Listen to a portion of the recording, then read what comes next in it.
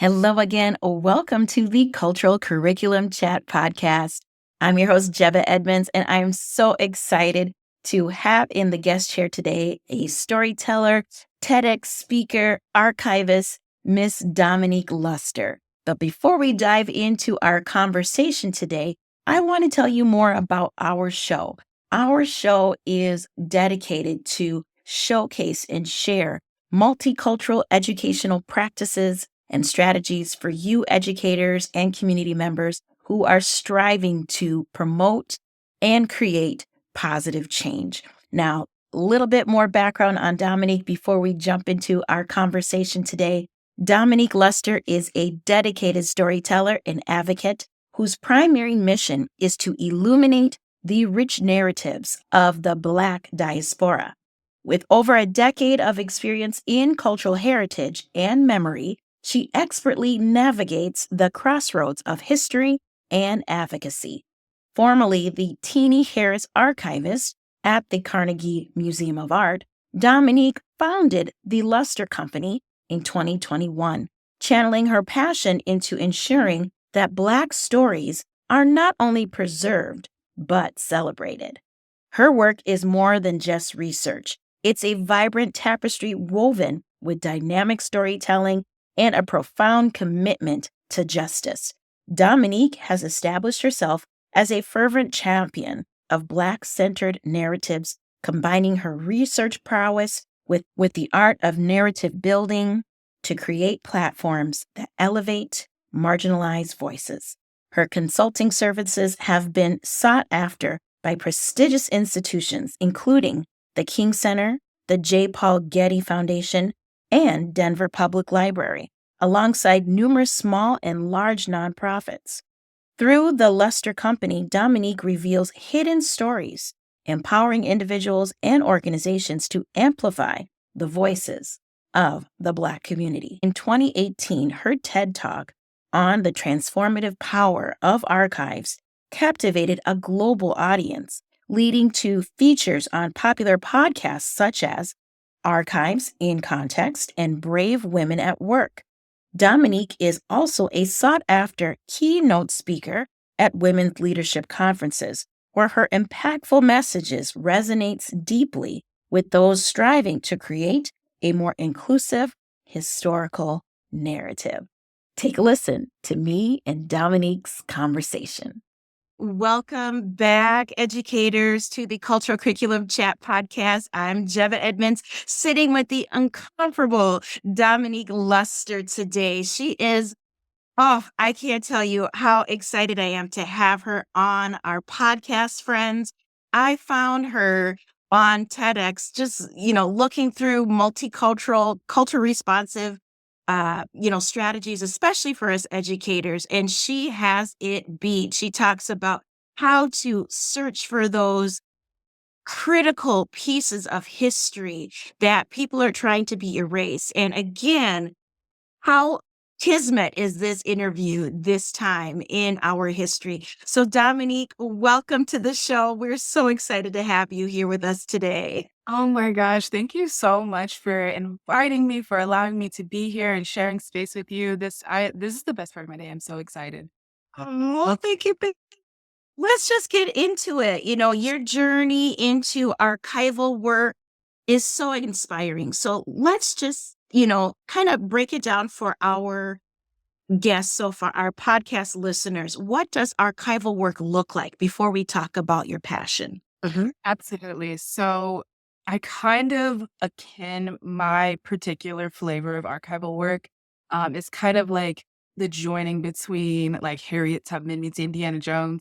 We kind of go investigating Black history and all of we. I mean, we don't really like dive into caves and whatnot, but we do go explore attics and basements, looking Love for that. looking for history and documents. And so that's my particular flavor of archival work. But in general, archivists are kind of the preservers and keepers of historic documents, photographs, cookbooks, family Bibles. There's all kinds of documents and things that tell the story of who we are as people, of societies, of civilization. And archivists preserve those things, various things, so that they can be available for the future, for other people, for new generations, scholars, research, so we can look back on those documents and say what happened. Love that. Okay, so now what has sparked your passion for preserving these and celebrating these Black narratives? Yeah, it's interesting. I am from Kentucky. Sometimes it comes out in my accent just a little bit, but sometimes. So if you catch me slip a word here and there, It's all good. so I'm from Kentucky, and my family kind of has a way, I think, of lots of Black families. Like we just tell stories, how we talk, the cookout, Easter, Thanksgiving. You gonna sit around this table and you gonna hear about this story. Um, Yes. and you grow up hearing these stories. You grow up hearing about this time or this person or that person.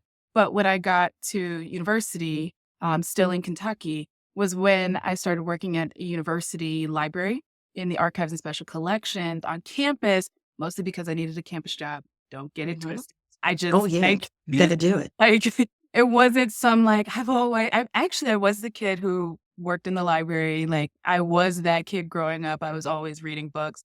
But it wasn't this I just want to be an archivist. I didn't even know what that was. I just needed a job, to be very honest. Oh, And at yeah. Oh, the yeah. time, the campus library was paying $15 an hour, which not trying to date myself, but at that Oh, time, that's big money. Mhm. $15 an hour was big money for a student job on campus, where you could either work in the dining hall or you could work in tech services or you could work in the library at the desk, right? And so but I was working in a special collection, which I didn't know the main library versus the art library versus I didn't know.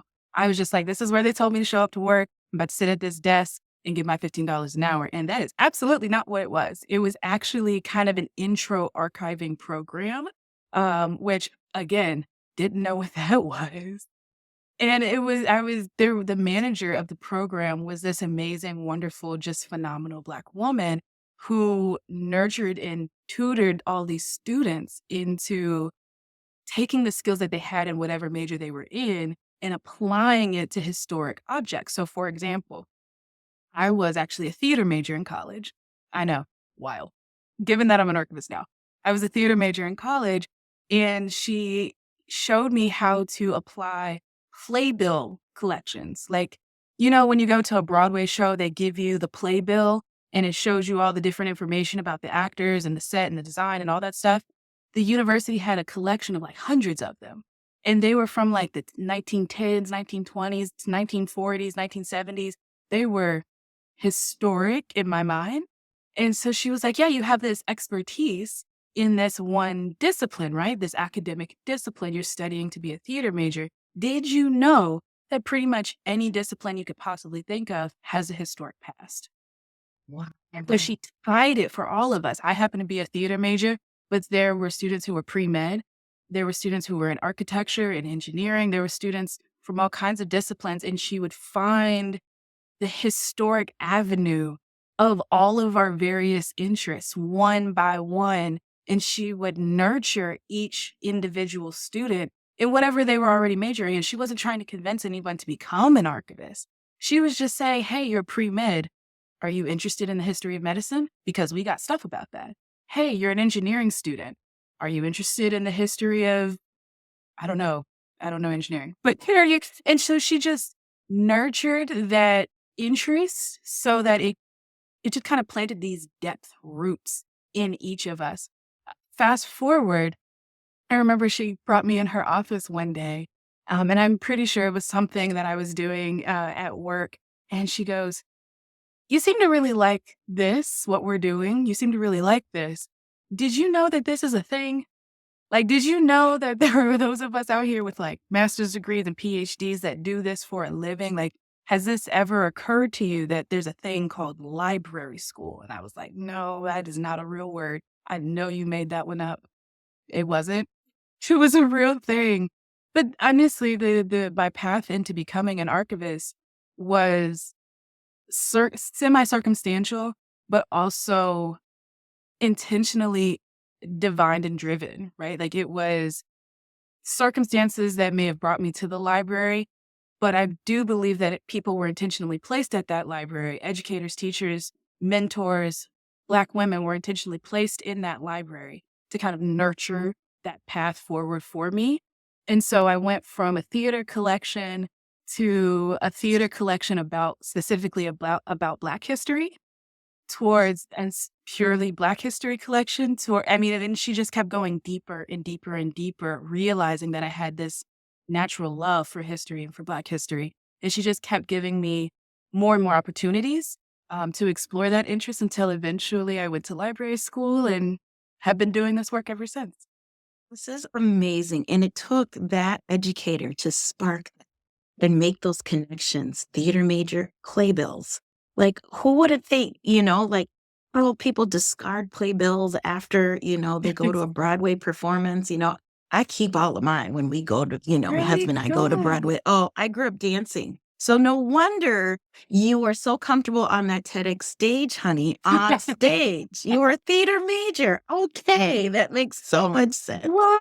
You know? I don't know about that. I don't know, because actually I was a lighting design student, not a Wow. right? So my undergraduate degree is in lighting design and technology. It's about putting lighting cans in the air and hanging electrics. That's actually what my degree is in, not in performing or stage work. I will say though that, you can stand on a stage and there is a skill in being able to like project and to speak with your full diaphragm. These skills are true. But what I learned is that, as a lighting designer, as a lighting technician, I need to be able to illuminate this individual from the back of the house so that the person in the very back can see, so that the person on the sides can see, so that, you capture all their good angles, for lack of a better word. But standing on the stage and speaking to a sold out house, that that was the Lord in a prayer. So he was there for you because you could have fooled me. You were just gliding on that stage. Yes. So I love Wow. hearing this. Thank you, Dominique. So that passion, that spark of learning our histories and Black narratives, how did that lead to you to found your company, the Luster Company? Absolutely. So my company is called the Luster Company, sure, which is my last name, but I didn't actually name my company after myself, which is a slight misnomer. I named it after my fifth great grandmother. Her first name was Charity. And Charity was born in 1825, is an enslaved woman in what we now know as Dansville, Kentucky. And in my own archival work, trying to find my own family history and story and discover who I am. This is before the company was started. I was on this journey to try and figure out what entrepreneurship might look like for me. It was very scary. I mean, it's not for everybody. Not for everybody. Very scary time. And I remember finding my fifth great grandmother with the help of my grandmother and finding and learning more about her and learning about what she must have lived through as an enslaved woman. I'm from Kentucky. If you subtract 150 years from that, I could only imagine.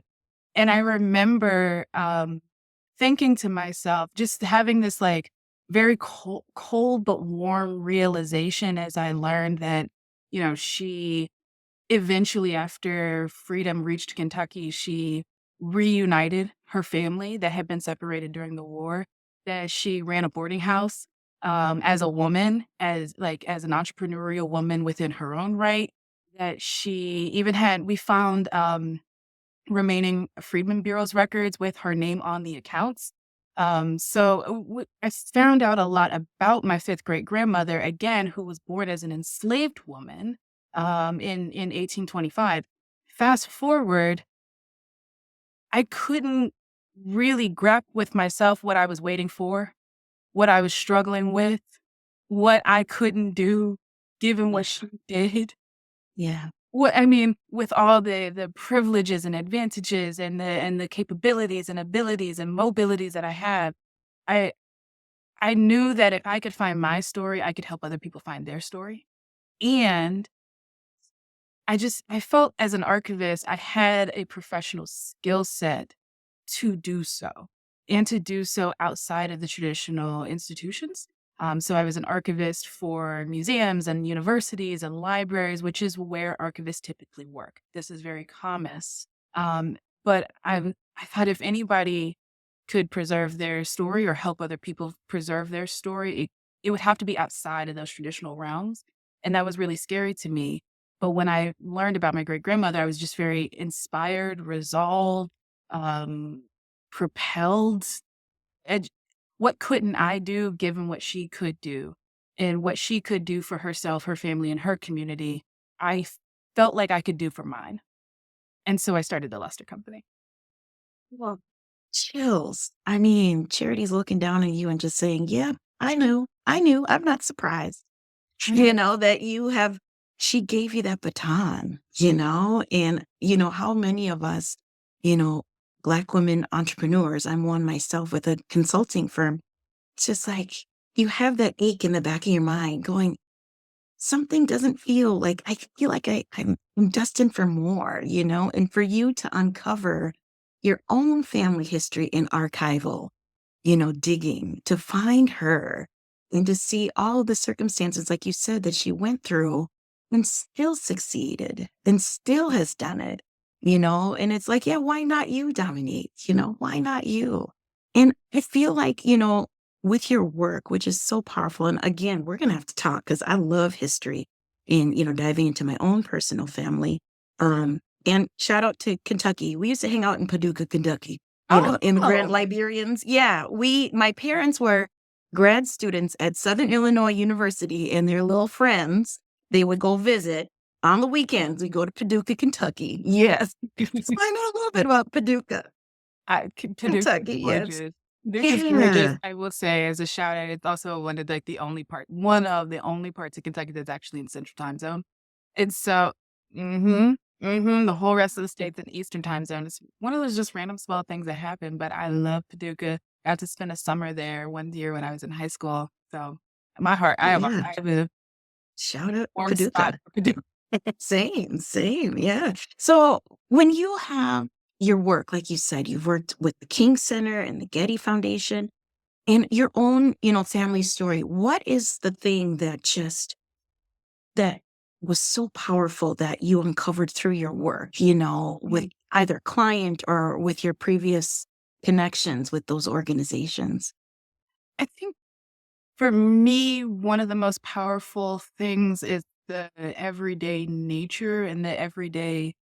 When I feel that we have discovered something incredible and amazing, yet it is just the everyday Black life, everyday nature of Black folk, the everyday living and being and doing of the Miss Mary Sue's dry cleaner, and all of a sudden we discover her papers from the 40s, and we can demonstrate to someone that this was a thriving Black neighborhood back in the day. Those moments really mean a lot because I find that the everydayness of Black life as in contrast to the highest of achievements or the highest of tragedies. Most Black folks in America actually live somewhere in the middle.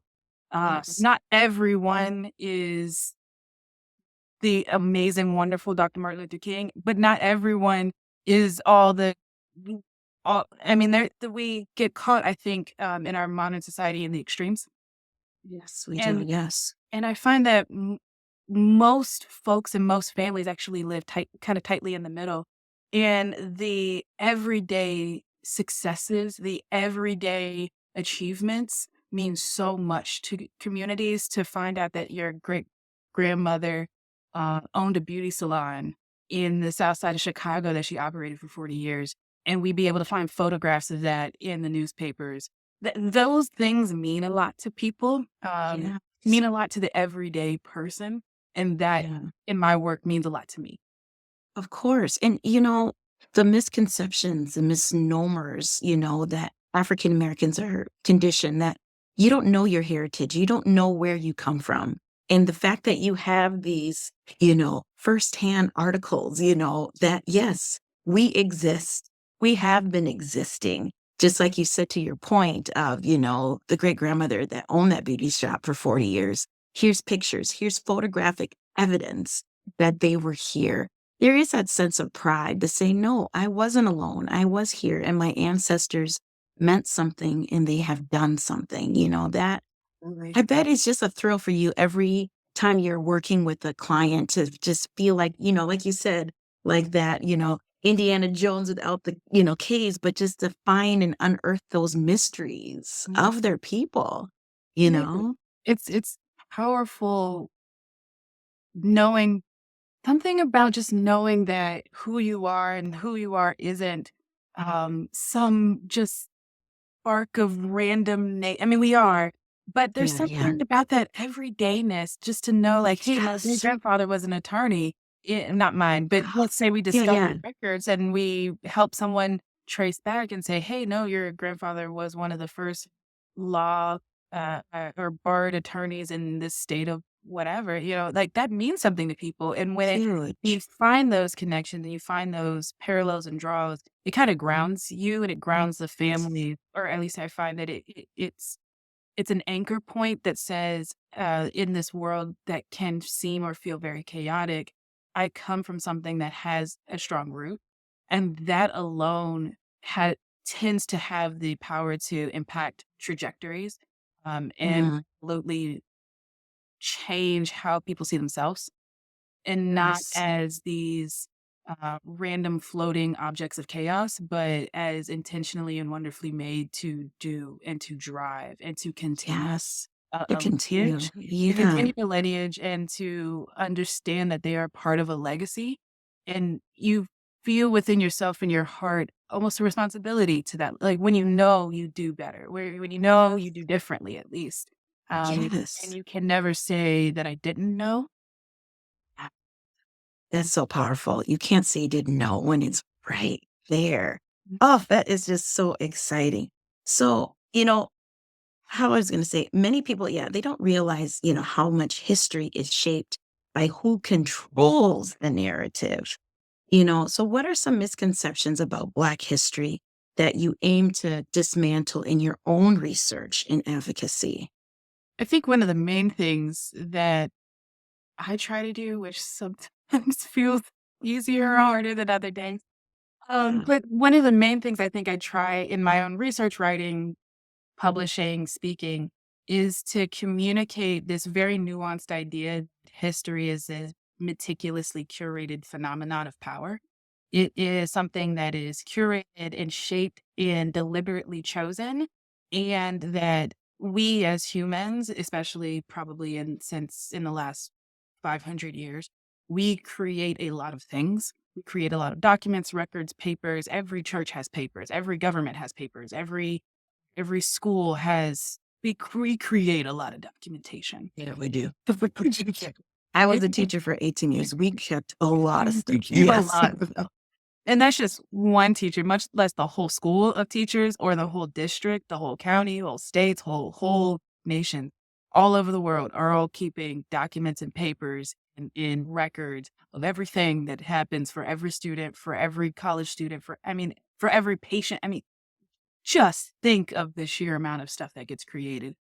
Fraction of it, a sample of the sample ends up in permanent preservation for what we would call an archive. So, like the 1% of the 1% of everything that's created ends up being preserved through all of history, and it creates a snapshot or a sampling of a sample of what happened at that time. So, for example, I am I was not alive during, say, World War II, for example, but we have documentation from first person accounts of people who were.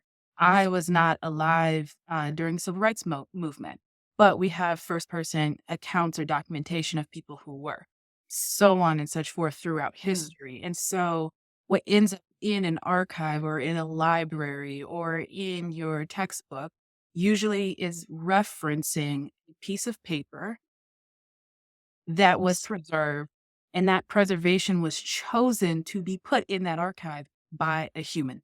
Someone, an Wow. archivist, a Okay. librarian, a historian, someone chose to keep that piece of paper versus destroying that piece of paper. That is a choice. Hmm. However you phrase it, it's a Yes. selection that we call appraisal. Um, Moving forward, the individual perspectives of the person who created the document influence the information that goes into it. The information. So, to give you an example, you are the author of your diary. Mhm. Your lived experiences will inextricably influence how and what you write in your diary. That can be based on where you live, how old you are, your family dynamic, your parents, your school, like what you write in your story, or you write a letter to your grandmother. What you write in that document is influenced by who you are and the perspectives that you bring to that world. Yes. So the object itself is influenced, or it's the object itself isn't neutral because it was created Mm. by a human Yeah, and then their own lens, yeah, in their own their own perspectives. lens. Not Mhm. right or Yeah. wrong, it's just their own lens. Little Susie's Mm. diary is little Susie's diary. That it is Mm. it's what it is. Yeah. And then on top of that, the selection of keeping or not keeping those objects to become an archive, a history vault, is also another selection that happens by somebody else. So So you they have determine who and gets the archive in. they determine whose perspectives, stories, objects, records, histories, diaries, letters get included in for the next 500 years and whose don't. So I think the thing that I try to talk about or share about, I think one of the most important things for me is this education for people that everything is selected, everything is curated. And so it's not that some objects are bad and some objects are right or good or wrong or whatever, but just understanding and having that critical thinking skill of analyzing everything that you read for perspective. Analyze Yes. everything that you read for perspective. You can agree with the Yes. perspective. You can disagree with the perspective. To me, that is irrelevant. My the thing I feel very called to is educating people on the critical thinking around everything that you see, hear, and read. That's it. I actually don't Ugh, agree with it. I love it. I love it. And yeah, when I was in the classroom and with this educational podcast, it's like, yes, teach your students to be critical thinkers because, yes, there's little Susie, little Johnny's, little Jebba's, little Dominique's of the world that are writing their own opinion, their own lived experience, their own cultural lens.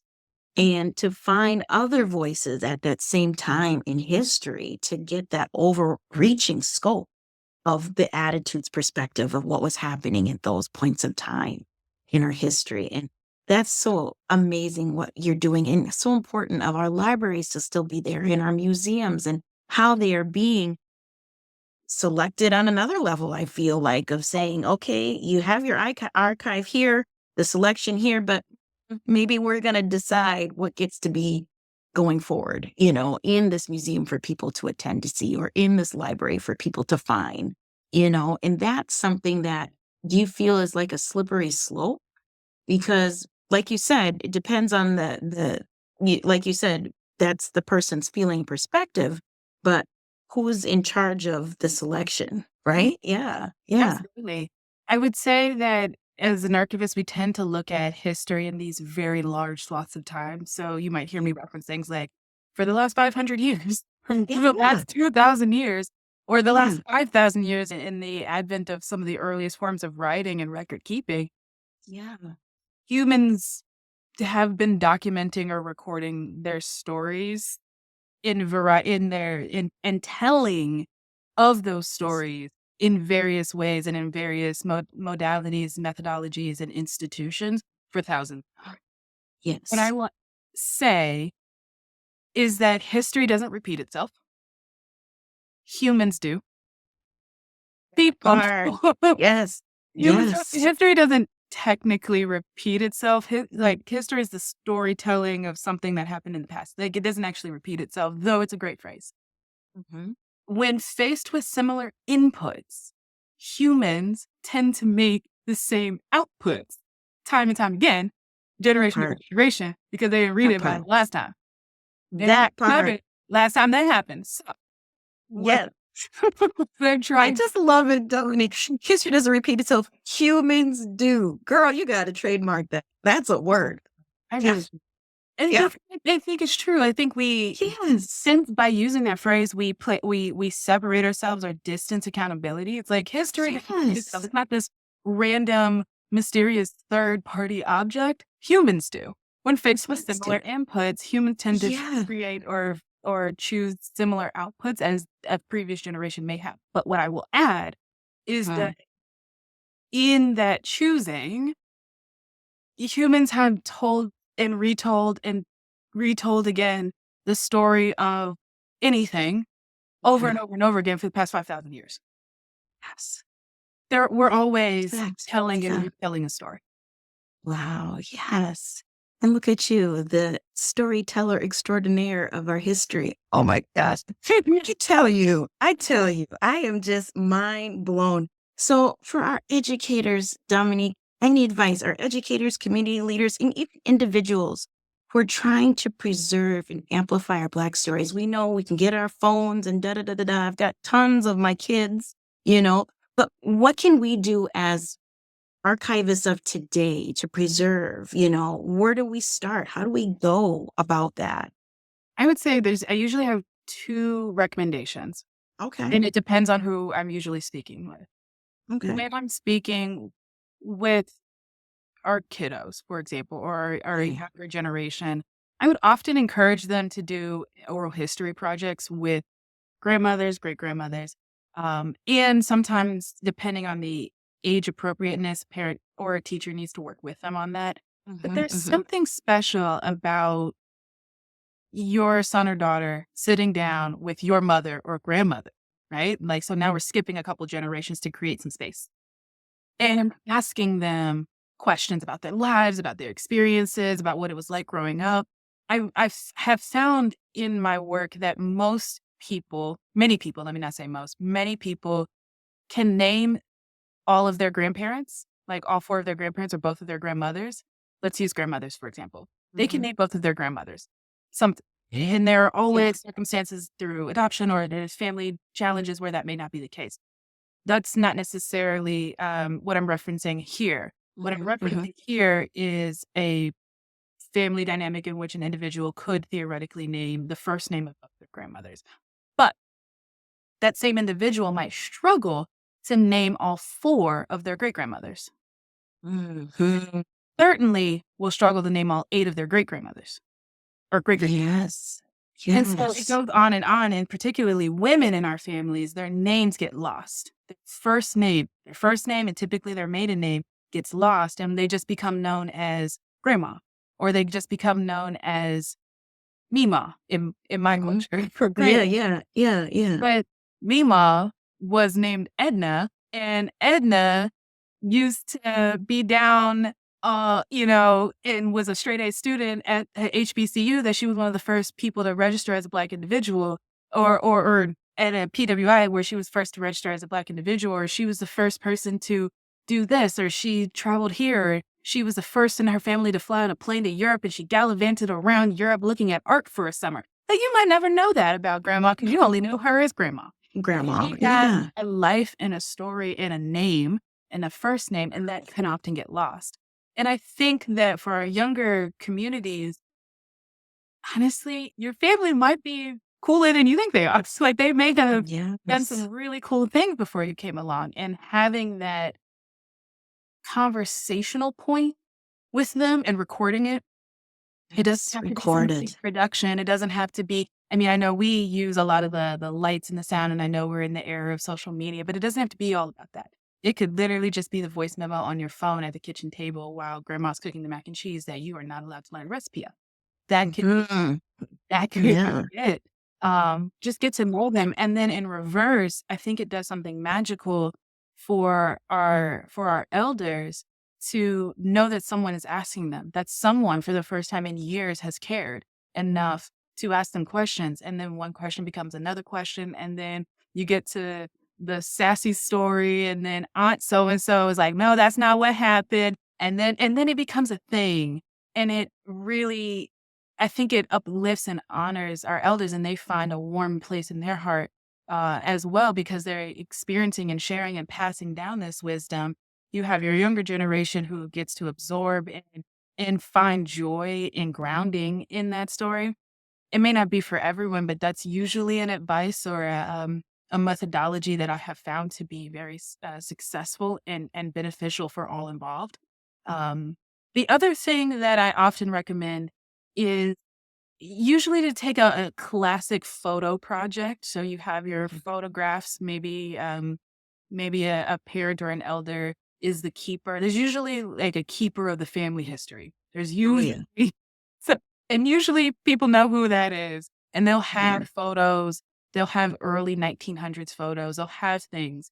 But typically, all that material is undocumented, meaning if I flip on the back of that photo as an archivist, if I flip on the back of that photo, I don't have any names or any record of who's in the photo. Thereby, you actually still lose the history.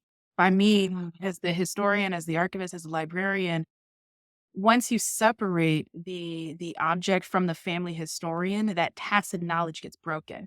So a really important strategy for your own family legacy keeping is to simply write it down. Write it down, Yes. who everybody is, write who's related to who. If you have older photographs, flip them over on the back gently and write the names of who's in the photo and when the photo was taken. Those are the two most important pieces of data usually. As an archivist, I'll just give a professional secret: names, Mhm. dates, and location.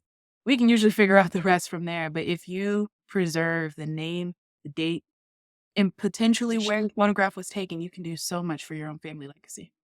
Wow. Oh, Dominique, I tell you, I'm gonna have to go call my mom after this, be like, okay, I need to see those pictures. And, because she'll always go, why do you want to know? you Absolutely. know, and that will happen. But again, to remain curious, because you're right, the generations right here need to hear from our elders, before, yeah, before they go.